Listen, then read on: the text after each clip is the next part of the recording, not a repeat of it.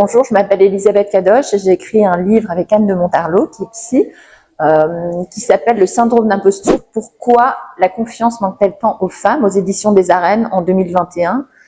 Et un deuxième livre, un deuxième essai sur la rivalité féminine et un troisième à venir en janvier 2025, toujours aux Arènes. Voilà. Alors moi j'ai un parcours très classique, j'ai fait des études de lettres, Hippocane, Cannes, études de lettres, des études d'infocom. J'ai commencé à travailler dans des boîtes de production jusqu'à devenir associée dans une société de production et je produisais des documentaires culturels pour la télévision.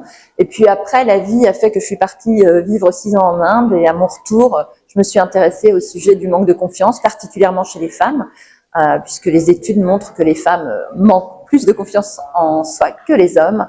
Et donc j'ai écrit cet essai avec Anne de Montarlot.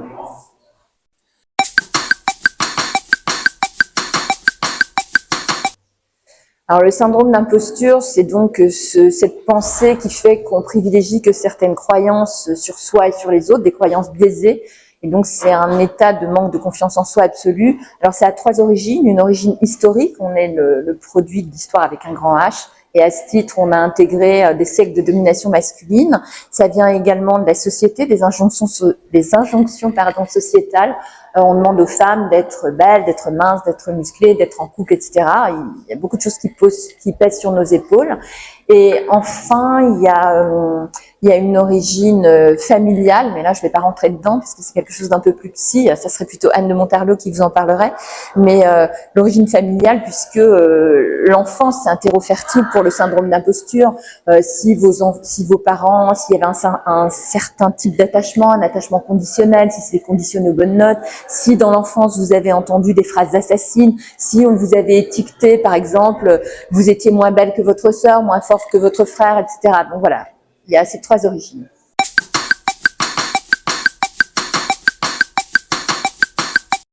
Alors le syndrome d'imposture, c'est pas une maladie, mais c'est vrai que c'est pas quelque chose dont on va se débarrasser d'un coup de baguette magique. C'est quelque chose qu'on va apprendre à apprivoiser. Alors peut-être déjà en faisant des petits pas, en faisant une politique des petits pas, en faisant chaque jour quelque chose. Par exemple, si vous avez peur de prendre la parole devant une assemblée, ne pas tout d'un coup faire une présentation et proposer à votre boss de faire la présentation, mais en revanche de dire je vais faire l'introduction, je vais y aller, essayer de se challenger comme ça. La deuxième chose que je dirais, c'est de prendre un petit carnet ou une feuille et de noter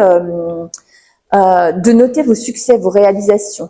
Et comme ça, les jours où vous avez une petite baisse de forme, vous dites tiens, vous relisez, vous dites tiens, j'ai réussi à faire ça, j'ai eu tel examen, je sais faire ça, voilà, j'ai réussi ça. Et là, ça va vous remettre un peu de baume au cœur normalement. Non, bien sûr que non, c'est difficile de se challenger. Et puis on nous entre sinon dans une nouvelle forme d'injonction qui est la tyrannie des il faut que je sois ci, il faut que je sois ça. Donc c'est aussi l'idée de se connaître, de s'accepter comme on est, et puis de cultiver sa singularité. Vous avez de toute manière quelque chose à apporter à votre boîte, à la société, et donc avoir conscience de vos points forts. Justement en l'identifiant. En se disant tiens, moi ma singularité c'est que je sais pas, je suis très douée pour faire du réseau, et donc vous cultivez ça, vous allez sur LinkedIn, vous envoyez, voilà, c'est identifier vos points forts et les cultiver. Alors le mot de la fin, je vous conseillerais un petit film si vous avez un syndrome d'imposture pour vous remettre du baume au cœur. C'est un film qui s'appelle I Feel Pretty sur Netflix avec Amy Schumer, et c'est une femme qui se trouve pas belle, trop grosse, pas successful, etc. Et elle va toute la journée, elle prie pour devenir belle. Elle a un accident de vélo, enfin dans son club de sport, et elle se réveille en étant sûre qu'elle est magnifique. Et donc elle va agir comme si elle était magnifique, alors qu'en fait c'est dans sa tête. Et le fait qu'elle se voit comme ça va influer sur les autres et aussi sur la manière dont elle, évidemment, elle agit.